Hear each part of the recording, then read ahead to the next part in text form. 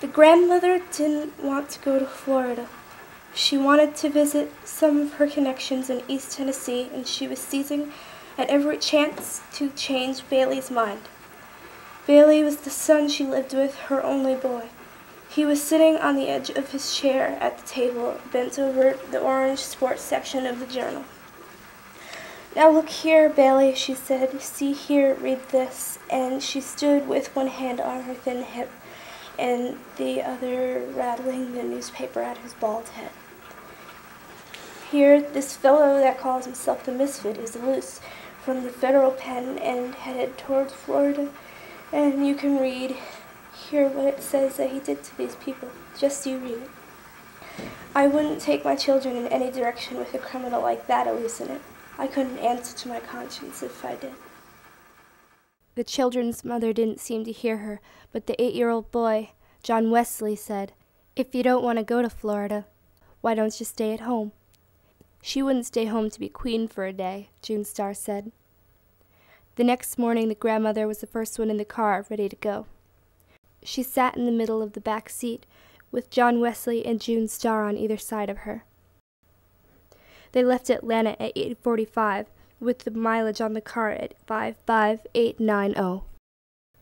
They stopped at the tower for sandwiches. A fat man named Red Sammy Butts ran it, and there were signs for it everywhere. "Two fellers come in here last week," Red Sammy said, "driving a Chrysler.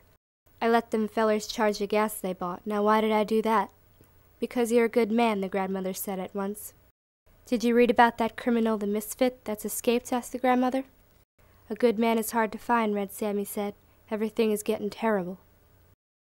They drove off again in the hot afternoon. The grandmother took cat naps. Outside Toomsboro, she woke up and recalled an old plantation she had visited as a young lady. "There is a secret panel in the house," she said craftily, not telling the truth but wishing she were.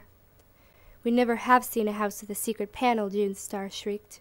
"All right," Bailey said, "but get this is the only time we're going to stop for anything like this." "It's not much farther," the grandmother said, and just as she said it, a horrible thought came to her. Her feet jumped, and she upset the valise. Pitty Sing, the cat, snarled and jumped onto Bailey's shoulder.